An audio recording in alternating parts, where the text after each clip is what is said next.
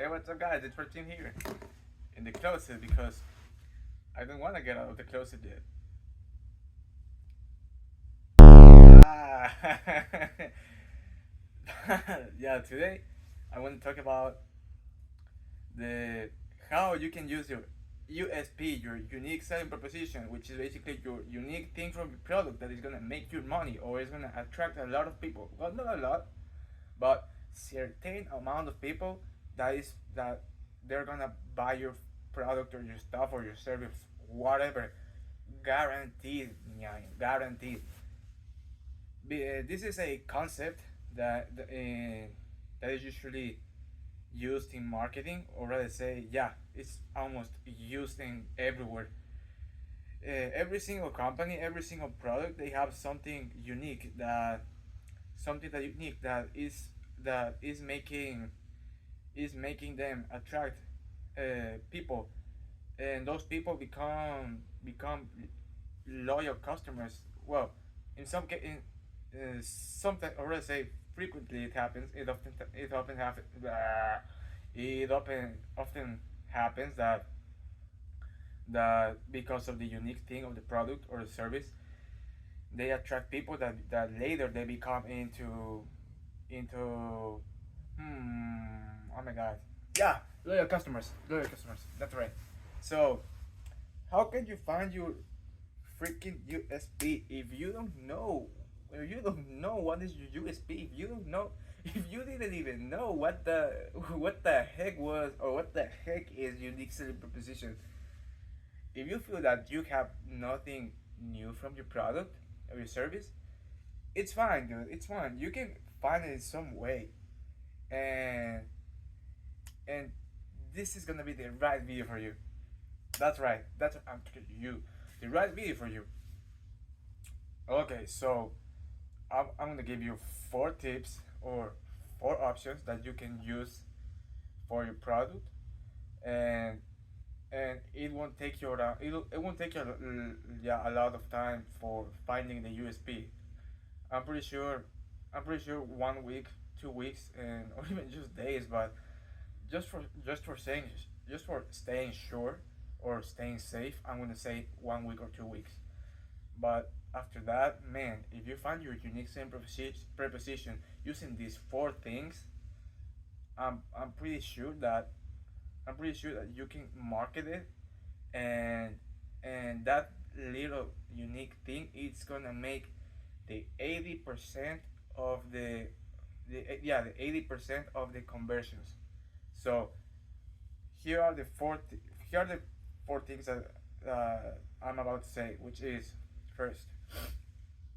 The first one is overages.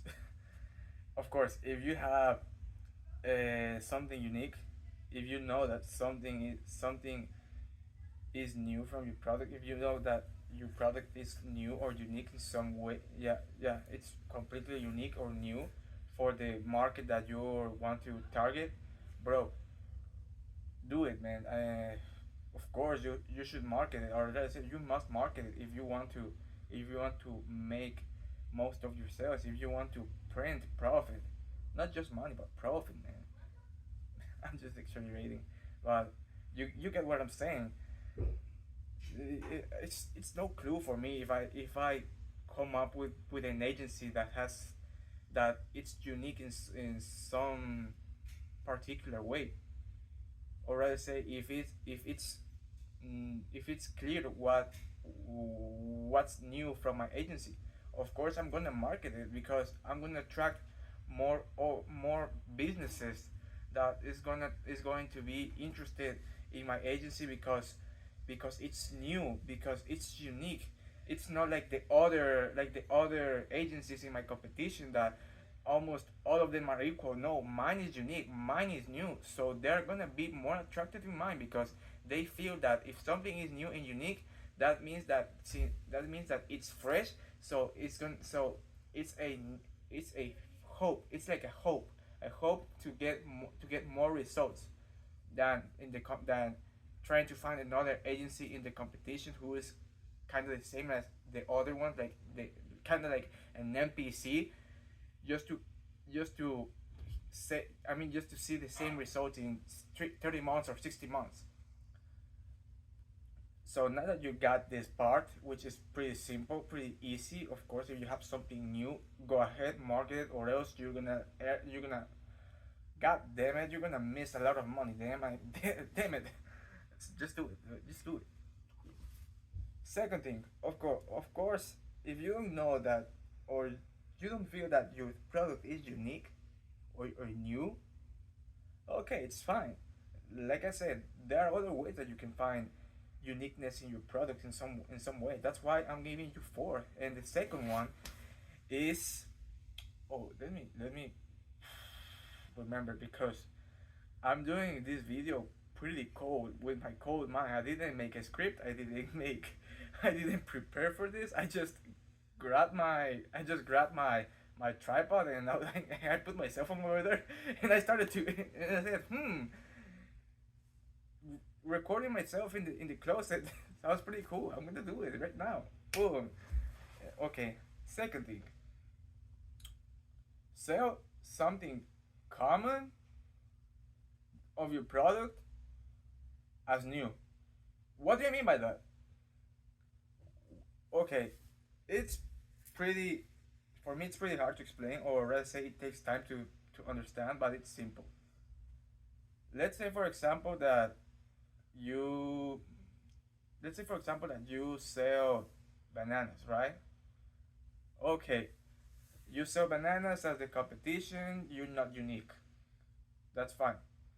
But what if you competition, oh, but what if all the bananas from the competition comes from the same country, for or the same island, or same territory from Honduras, but nobody's marketed, like nobody's already say nobody is marketing is doing the marketing of their bananas using the fact that their bananas are harvested in Honduras. So you can say, hey, nobody is saying that their bananas are harvested in Honduras, or at least they are not using as marketing. So you can come up with that idea. You can come up with that common thing, that common fact that your product has, and your competition also have, but use it as part of your marketing, so it can become unique. So the unique thing of your bananas now is that your bananas are harvested in Honduras, whereas the other bananas aren't. Uh, I mean, of course, the bananas of your competition also are harvested in Honduras, but they're not saying it. But you do, and to add and to make it more tempting, more compelling, add some spice. Add some spice. Make it tempting. Don't just say, hey, my bananas are harvested in Honduras. Say, my bananas I privately selected from a family owned farmers that harvest that uh, high quality bananas in a special soil that it's only found in the shores of the Atlantic Ocean in Honduras. You see how this is how how you added the marketing, how you add some spice to your fact, to your marketing, so it sounds more tempting, and now the people be like, oh wow, these bananas are proudly selected from a soil, from a special unique soil that in the shore of the of the beaches of Honduras. Oh my god, I want to buy it. That's the second thing. I hope you could understand this one, because it's kind of weird to understand first, but once you notice, you can open a lot of opportunities. It's gonna open you a lot of opportunities. You're gonna notice that you're gonna notice so many features of your product that your competition also have, but they are not using as marketing. So you can do it, and you can do it not just once, but you can use several components, several features of your product and market it. The more unique features you have, the more people you will attract. Or rather say, the more people are gonna be more tempted, more compelled to buy your stuff. All right? Okay. Let's say that, or let's say that. All right, your product is not unique. Your you say, oh my god, but my competition is already using all the features for their marketing. I don't know what else to say. Yeah, I don't know what else to say. Everybody's doing the same thing already, and I don't have nothing to say. Okay, it's fine. Don't worry. That's why I'm giving you the third one, which is basically changing the name. That's it. Changing the name. It's human psychology is weird as hell. Weird as hell. Because just for hearing something different, despite that it's the same thing. It's the same thing as other things in the market, but just because it's different, just because it sounds different, we say, oh, new product. Oh my god, it's new. It sounds fresh. I wanna buy it. And that's we're dumb in this. When trying to persuade people, I mean, we're dumb. We have dumb brains. We are such a dumb guys when looking to buy something. We can be so easily persuaded, and you can easily persuade people once you learn about the principles of persuasion, and also, yeah, the principles of persuasion and how you can trigger emotions, that it's gonna be like spread, like, I want to say, sorry, that marketing is gonna turn like spreading butter in the in the toast. So simple, dude. And that's why the third one is so effective, because just by changing the name, your product now sounds fresh, sounds new, like I said before. The great example that I can give you right now is when Steve Jobs, yeah, when Steve Jobs launched or released the iPod. You remember the iPod? Wow, people went crazy for the iPod. And I remember that at that time I think that I, I didn't even born at that time. But what can I say? I mean, I'm a pretty cultured I mean, yeah, I'm a pretty cultured guy. So I'm not that dumb too. Uh, but yeah, continue with the example. When Steve Jobs launched iPod, people went crazy for that. But but think about it. It was just another MP3. Yeah, yeah. There were any there were many other MP3s out there in the market, but because Steve Jobs, he changed the name from MP3 to iPod. Now people were like, "Oh my God, this is revolutionary!" Like, like, wow, I need to buy it right now. And people want, people want, people are not believing that, or rather say, people are believing that the future is right in their, it's right in their sight, right in front of them, when actually it was just an MP3, another MP3. But because Steve Jobs changed the name from an Apple MP3 to, or I say, Steve Jobs, instead of naming your product as Apple MP3 and named iPod, oh my God, mm, market crashed in the good way. Market crashed in a good way. But imagine, think about it. Imagine if Steve Jobs named his iPod, but not like an iPod, but he named as iMP3 or Apple MP3. Man, that would be a massive failure, because in the market there were in the market. I think I can pretty believe that in the market there were a lot of MP3s cheaper than the iPod. So if Steve Jobs named would name the the iPod as Apple MP3, people wouldn't be that excited. What's more, people wouldn't even buy it because, like I said, as I said, in there were cheaper MP3s that were as useful as the iPod at that time. So it would be a massive failure. But like I said before, he used third the third tip or the third action, or I don't know, whatever you call it, to make your product unique. And so you can do the same thing.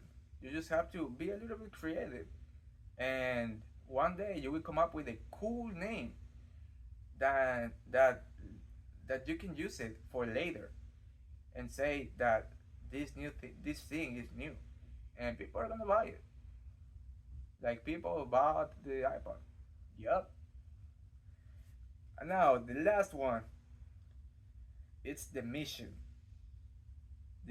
or the purpose, because we are different people, so that means that we have different missions or different purposes. Yeah, it can be similar, but in the end it's not identical, but because we are driven by our experience, we are driven by our beliefs. So your product your product I think that your product or your service is started as part of your mission. You you made your product, or you made your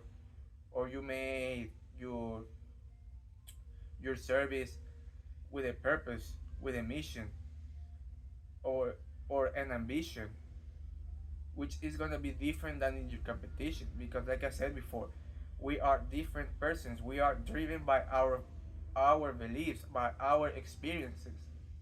So if you can sell your mission, or put your mission in front to the people, and so they can hear that, they will gonna buy it too.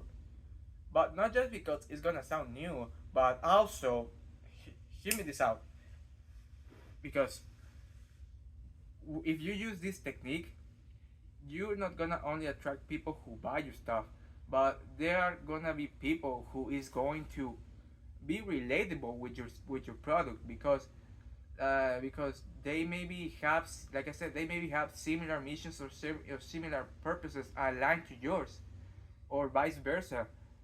And so people be like, oh wow, this product is aligned with my missions. This product can help me with my goals, with my purposes, can fulfill my dreams. Yeah, can fulfill my dreams, purposes, mission. Mission. I feel related with this guy. I know that this guy is wants to do for this reason, and I'm interested to go more in depth with this product and see what he's offering. You see? And because you sell your mission, they'll be more compelled. But not just because it's solving a problem, but it's now more a a novel, yeah, no, not a novel, or I said, yeah, a novel behavior, or novel trait that they have inside. And so that's the four tips, the four tips or tricks or actions or advices, I don't know, whatever you say, to make your product unique and new. So you can make money. So you can make money, and you cannot just apply one of them. You can apply two of them, or even the fourth one. I mean, don't abuse, man. Don't abuse. I would say one or two, it's fine. So people are gonna be interested in your stuff, and yeah, that's pretty much for today. And oh no, hold on. I need to I need to mention this. This is not something that It's just that I just dreamed one night, and I said, "Oh my God, I need to say this because I saw this in my dreams." No, this is actually from the book "Take Their Money" by Carl Milligan. It's a great copywriter.